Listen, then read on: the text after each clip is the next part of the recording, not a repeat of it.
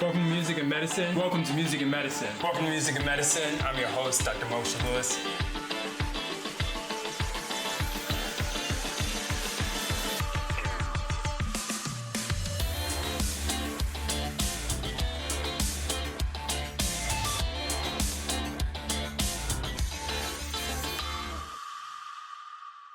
Welcome to Music and Medicine. I'm your host, Dr. Moshe Lewis. I am so excited, so delighted, and feel so welcome to be in the home of Greg Harpo Hilfman. And we're going to talk a little bit about the Harpo later, but his accomplishments are amazing. Musician, pianist, keyboardist, engineer, producer, composer, and you've maybe seen him perform with a few organizations like Air Supply, one of my favorite, the Bangles. He's done movie soundtrack music as well.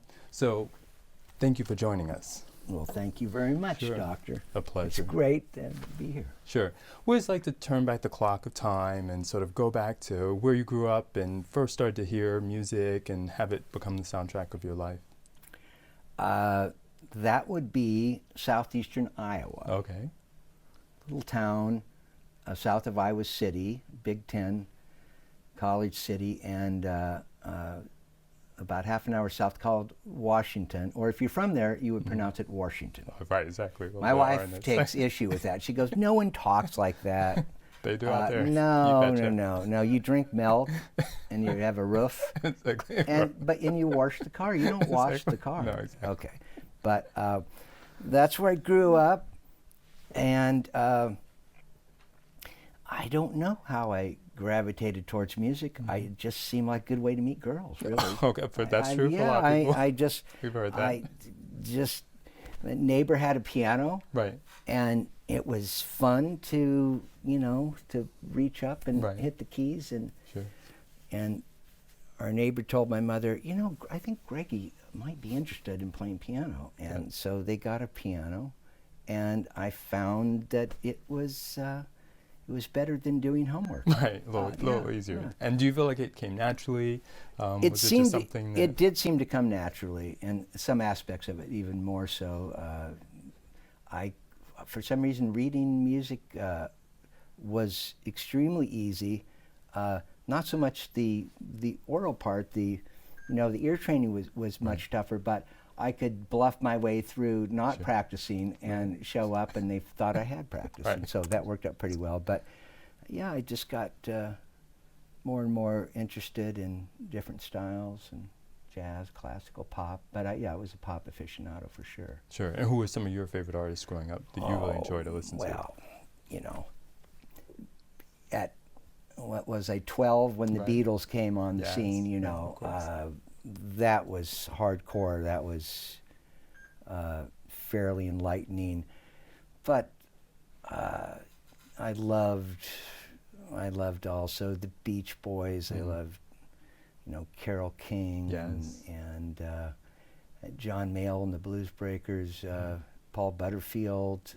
I loved WLS, easy for me to say, out of Chicago was kind of a touchstone. That was a station that came in very strongly. And so that Cream, Jimi Hendrix, Cream, wow, yeah. Sure. And so those, were strong influences. A little bit later that I got into more of the keyboard artists, Laura Nyro, and then the jazz world with Chick Corea and Weather Report and Herbie Hancock, that kind of thing. And then what was that sort of watershed moment where you felt like, okay, I'm kind of going to really let the studies totally go because I'm not taking it too seriously anyway, and do this because I love it. I want to go into music. This is going to be it for me. Never really. Not yet. We're going to get there at some point. No. Well, in terms of studying, it was a foregone conclusion. Everyone in our family went to college, and the same college. We all went to the University of Iowa because we were close to there, and in-school tuition, in-state, right? Yeah, was very affordable. Sure, yeah. So I never even thought that I wouldn't do that. Right. And then I think it was a path of least resistance. I went into the music school, and so I was a performance major, and but I didn't really think much about why I was doing it. Sure. other than that, it seemed like a good idea at the time kind of scenario. I even had a little moment of clarity where I thought, wait a second, why am I going to school? I don't really want to teach. Right. What am I going to do? Yeah, exactly. And then, as much as I loved classical music, I didn't really have that great a desire to be a touring classical musician. Yes, right. And so I had no idea really why I was doing it. I go, I think what I'll do is my grandfather on my father's side was a dentist in the Quad Cities, close by, and I thought he's going to be ready to retire in about how many years would it take me to finish undergrad and then go to dental school? Right. And I didn't really love the idea of sticking, blood always made me a little queasy. I go, but I think I can get around that. And dentists don't have to. Yeah, exactly. And then, so I thought, what do I need to do? Organic chemistry. Okay. I thought, and as you well know, being a physician, that is the weeding out process. Exactly right. So I went in there and signed up for organic chemistry. Thought, well, I'm going to have to study really hard, but I've never had problem understanding things of that nature, and did pretty well with high school chemistry. And it was, I have no idea what this is. Why I'm doing this. Well, I knew why I was attempting to do it, but I just thought, well, this is a sign. This is a sign. It's not meant to be. I walked out probably the end of the week. Maybe I made it 2 weeks, probably not. And just thought, I'll go back to it. That's fine. It makes perfect sense. And and I finished and did get got a degree in music performance, which did literally nothing. You weren't sure what you were going to do other with than I had a certificate hanging on the wall. To say, this is officially you're doing what you've been doing all along, unofficially. Exactly. That's exactly what happened. And then I was in a band, and we were kind of big fish in a little pond in the Midwest. And it was fun, and we had a great thing for a while, and then all of a sudden that whole scene changed. Mothers Against Drunk Driving started to be, if you were a club band, and you made your living there, it was like, a lot of those places started to go away, and disco was taking off, and that killed a lot of the live music. And so it was then time to figure out what to do. And then I thought, okay, New York, California seemed like, well, I could starve to death, but but at least the weather would be great. But the weather would be great. Although this past week dispels that whole concept. Right. Every now and then, I think we try to show things can be a little bit rocky just for a moment. Exactly. And so we're 43 years later. Here I am. Now, coming to California is a tremendous transition, even though you made it seem pretty easy. What was that sort of beginning like, where you really felt like, okay, this is the audition, these are the people that I met that really helped me cement who I am going to be or what I'm going to do? I had a couple epiphanies. One was, and I can't remember who in the family gave me the name of a contact that worked at one of the studios. And he was either in the music department of one of the studios or peripherally knew someone. And I was loath to call him up to just, do a blind call, but I thought, okay, I'll go make an ass out of myself. And he essentially said, why would I give you work? What do you want me to do? What are you doing? Why are you calling me? It's like, well, because I have nobody to call. Nepotism or whatever. I don't know. I don't think I was related to him, but I could probably convince him of that. No, on your second mother's third cousin. And he just said, there's no shortcuts. Yeah. Wow. You have to just work your ass off, and that's.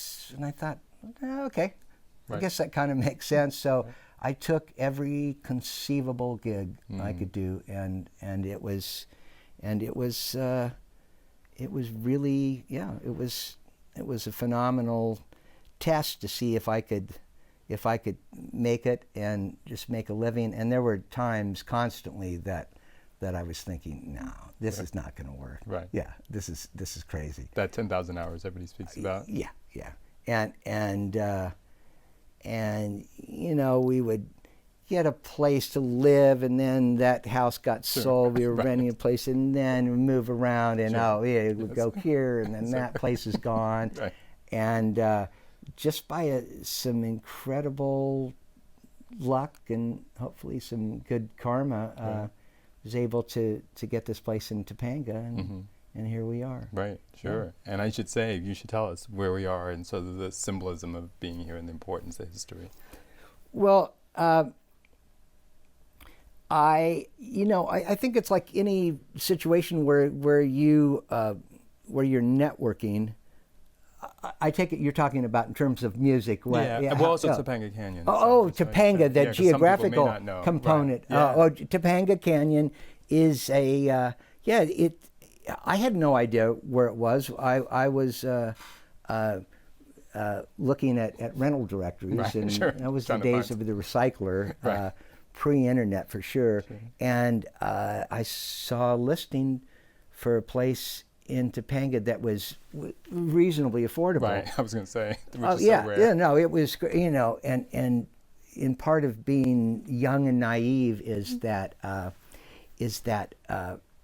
you have no idea how stupid it is to go out without a place to live. I mean, didn't have this figured out beforehand. Just went out with a U-Haul and a little baby, a 5-month-old baby, and 2 basset hounds and that kind of thing. And so I just found this place, and as it turned out, the owner said, no, this is not for you, because it's a month-to-month lease. Sure. But we drove up here, and it was just beautiful, and all the eucalyptus and the pine in 1980, and that was one of the wettest, coincidentally, because we're having one of the wettest winters here we've ever had. But it rained virtually every day, I believe, in January. And so it was kind of amazing to see the creek turn into a river and wash the S curves out down to the Coast Highway. Wow. But it's quite an artist haven, and I think there's tends to be a pretty large group of creative people that tend to end up here, and particularly throughout the years. There's been a lot of gentrification, so I don't know if you have quite the same artistic presence, but it's a fantastic place in terms of the rural presence and kind of being away and having your own thing, and have some land to have gardens and that kind of thing, and animals. But we're about midway between on the west side, between Santa Monica and the west end of the San Fernando Valley. Yeah. And so beautiful, so close to the ocean. Yeah, it is. It's close to the ocean and the mountains and all those things you see on the tourist blurbs. Sure, But it turned out to be great, and we rented the house next door to the one we're in now. Got to know the owner well, and he had subdivided a parcel with 4 different plots on it. And after we had moved away initially, we came back to another one of those houses, and then living here a month, he said, I've accepted an offer to sell it. Oh, wow. Not us. Right. Oh, I thought you got the break. Okay. So I said, what would it take to because I thought, this is it. I'm not, after moving through. I'm going back to Iowa. Sure. And so he said, told me what he would want, and that he would be willing to finance part of it. Right. And he really I think he liked me, and was willing to make a deal, and sold a house we had in Iowa, and every relative they knew called up, and help out for every dollar. Sure. And so amazingly, we're able to get this back in 82. So this is year 41. Wow, beautiful. Now, what was that key break or story around it where you're like, okay, I finally know what I'm here to do, and I'm on the right path? there were, of course, endless club gigs and all kinds of things, casuals, what they can be like industrials where you play for a company or just a party. But one of the keyboardists that I met that played in a couple of the same bands and or other bands that I knew about had recently, who's the keyboardist working for Air Supply, had accepted a gig with Amy Grant. And he said, you would be perfect for this. It's just whether or not they like you. So I auditioned, and then I got that, and enjoyed seeing, like I said before, seeing the world and having someone else pay for the traveling. And it was a good way to get out and figure out what was involved in touring.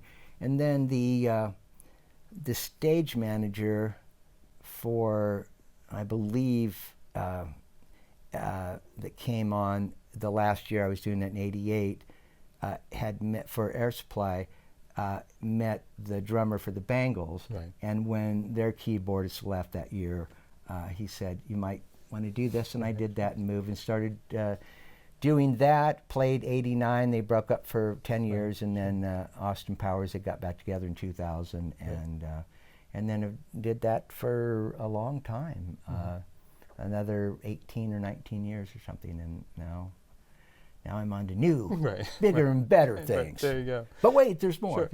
Sure. So talk to us about sort of the two bands, two different styles and things like that, definitely different styles of music and approaches, what it was like working with their supply. Oh, yeah. And in between those, I also did a lot of other acts, Vegas opening acts. I worked for Susan Anton. I worked for Connie Stevens and Maria Conchito Alonso for a few gigs and doing that kind of stuff. Jazz artists, the Laws brothers, Ronnie and Hubert. Bette Midler. Yeah, I did session work. So there was a lot of things. It wasn't contiguous. It wasn't that way, the whole things. The routine is, as a sideman, a touring musician, it doesn't vary really all that much. At least my experience has been, you have X amount of rehearsal and assuming that you obviously have to be able to do what they want technically. You have to be reasonably proficient, but the personality part is also essential, because if you could be the greatest player, but if you can't hang, that's it. No one, you're not going to do the thing. I mean, you can for a while. So that's an essential thing, and it turned out they, always great people. So that's really what it's been. The Bangles is particularly great because at the time being the only male on stage, I wasn't really the band, but I wasn't crew. So they lumped me in with the band in terms of travel and hotels. So I got to fly first class and stay at the great hotels for a while, particularly when things were going gangbusters in '89. There was still a lot of money in the record business and bigger venues and that kind of thing. But yeah, it was just a lot of fun, really. And as we talked about before, it's most of your time is spent figuring out what you're going to do with the 21 hours you're not working. And it's a good problem to have. And I love reading and just making my own plans and being able to walk around and not have to consult with anyone. Where do you want to go? What do you want to do? I mean, there's obviously some of that, but so it was great. That was a lot of fun. Now our show is called Music and Medicine, and you have this incredible story relates to your wife, and the Bangles also were very involved in that. So just tell us sort of how that all came to be involved, what that word means to you just when you hear music and medicine. Well, the medicine part, of course, would go to my fabulous wife, Cindy, who I met at, let's see, I'm not supposed to use the F word, so I can't say what I would normally call it, but it was an experiential therapy workshop at a place like a Virginia Satir type of place, Learning to Love Yourself workshop. This particular I think they're in, it was a thing called Onsite. It was then in Rapid City, South Dakota. Okay. Wow. Now I think they're in Tennessee or something. But so a good friend of mine was involved with this place, and I was doing a record with him. And he said, you're giving me such a great deal. Why don't I pay for you to go to this place? Because you really deserve it, and you need it because you're having issues. You need to learn to love yourself more. Right. And you need to love yourself more. So as it turned out, I did go, and in my small group was a young lady that just happened to be was from South Dakota. Oh, wow. And we formed an instant bond, and there was just a phenomenal energy, and of course, breaking the rule of never getting involved in anyone in any kind of a therapy was perfect thing to not acknowledge, to break that. So that was a very strong thing, and it was tough because I was right in the middle of a divorce, my first wife, but we ended up getting together and then getting married in around 94, 95, and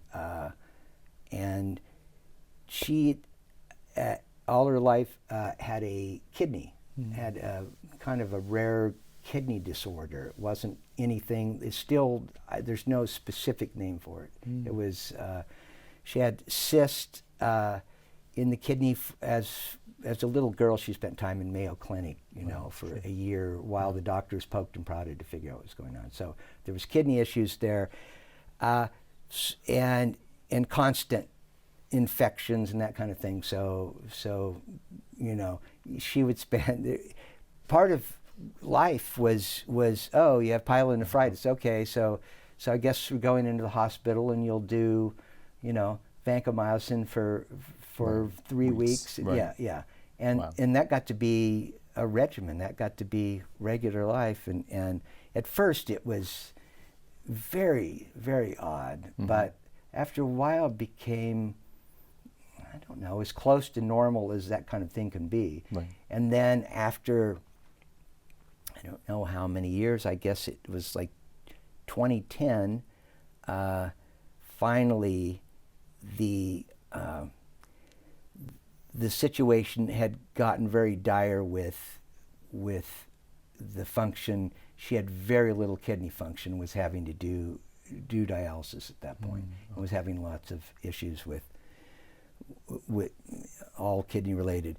And so thankfully we had a few people around us that were kind of plugged into the UCLA transplant program. Okay. And we proceeded with doing testing, and not having a blood relative that was compatible. Right. I of course was tested, and it turned out I was a candidate for being a donor, and it was the right blood type, and I guess the other factors they have to go through. So I gave her one of my kidneys in, I think it was 2010, yeah. And it was kind of remarkable that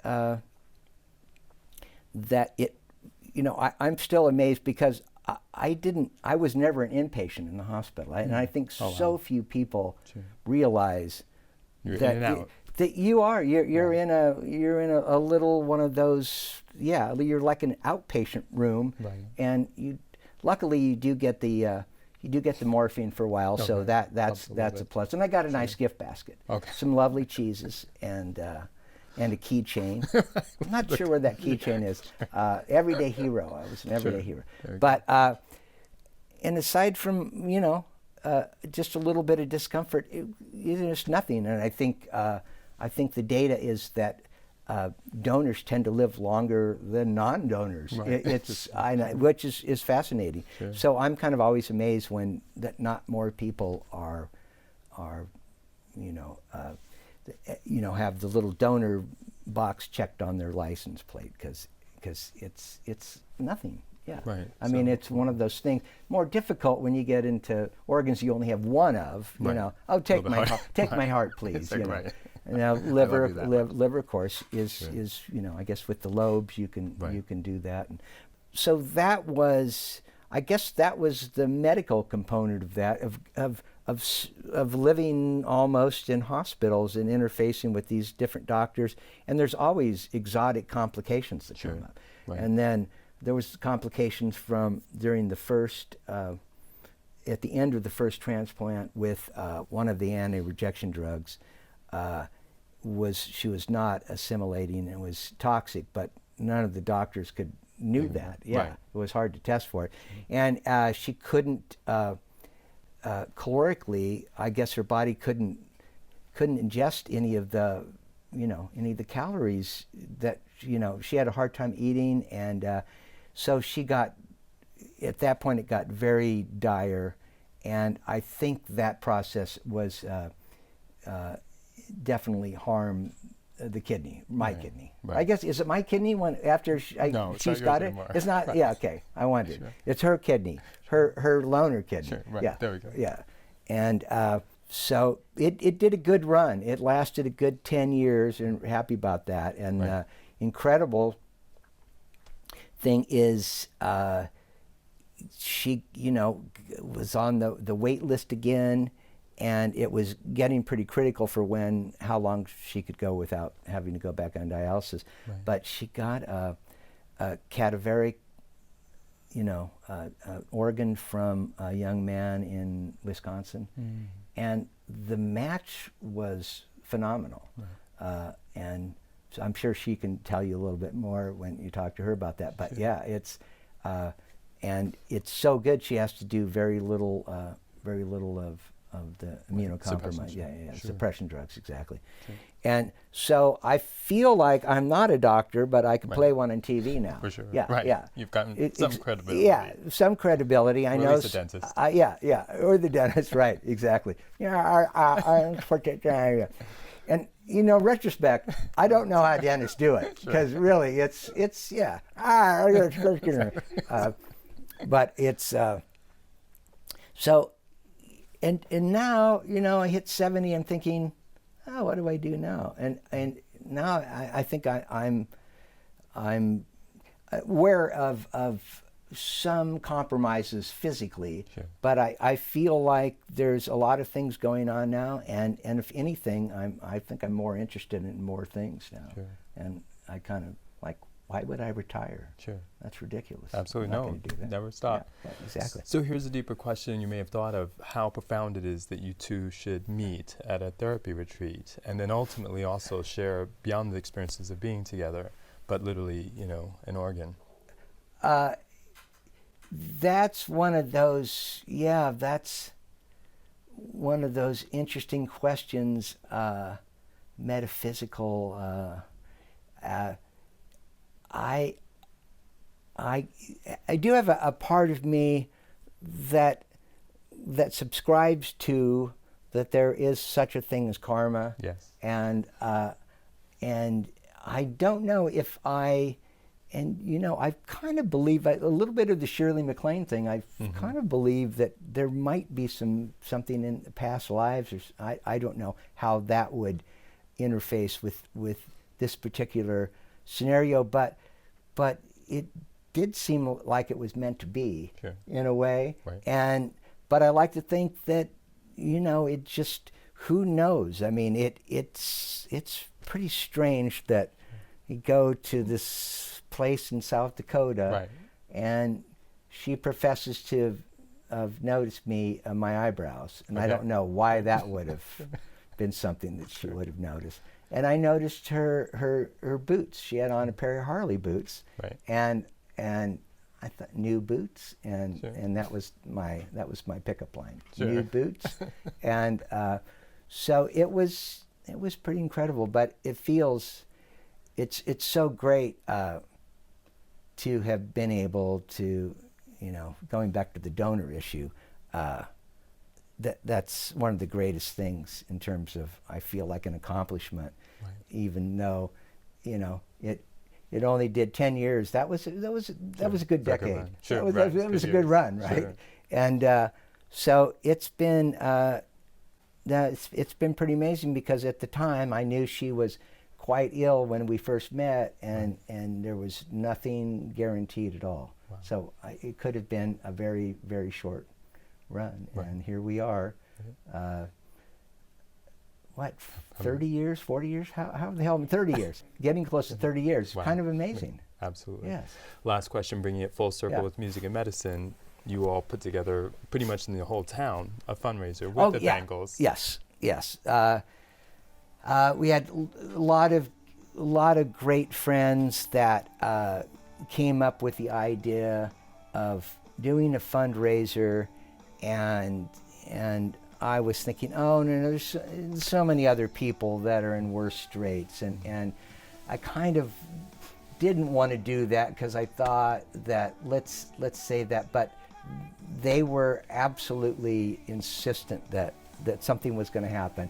And then the girls were all, we're going to do this. Sure. This is going to happen. And then our friends at the local theater, Theatricum Botanicum, right. which we're very involved with here. They have a great repertory season. We're happy to provide that venue for this. Right. And it was pretty remarkable. There's so many people that showed up that I had worked with in the past, and people donated all kinds of things for auction. It was very sobering how incredible that was. And Cindy, it was, I guess, about a week after the transplant, and she was maybe going to be able to be there, but all masked up and in the bubble, and but I think she got an infection or something and couldn't do it. So I was there, and I was kind of running on adrenaline, I think. Sure. And it was kind of, so it was an amazing experience. And I don't know, for me, again, I don't know if it was fun, because it was just, what's going on here? What's, right. It is. I felt like part of me, like, I'm supposed to be organizing the music acts, sure. And there was a lot of music there. Sure. There was right. a lot of other people. So, and that was, but that was phenomenal. People came out and really made it happen. Absolutely, yeah. And I should just highlight, because I know you're so modest. So the Bangles performed. I know the caterer even donated. Oh yeah, everyone donated. The drummer's husband did. Steve did the sound, and of course, did it all gratis. And sure. And people were just amazing. And it would have been nice to be several different people and just kind of sit around and chat a little bit. Right, but you had to perform as well. Well, yeah. I was doing wearing a lot of hats, and I was still had a little soreness. Sure. From the surgery. Had a little, not a hematoma, or I guess it was a hematoma. Yeah, a little right along my bikini line where they go in and and take the organ and snatch it. Take a little forceps or whatever they take, right. Or a basket, I think is what they use. They explained to me. So but that was an amazing experience, and goes to show you that it's all about friends. That's everything, really. Right. And did you ever sense that some of what you had given and meant to all these different people was a large part of it as well? That their sense of feeling, yes. Hey, this is the least we can do. 100%. Sure. 100%. And it's the more you give, the more you get. And that's the way it goes. So So I hope I try to instill that in my kids, and I strongly feel that. So it's it's a beautiful thing. It is. It's a beautiful thing. It is.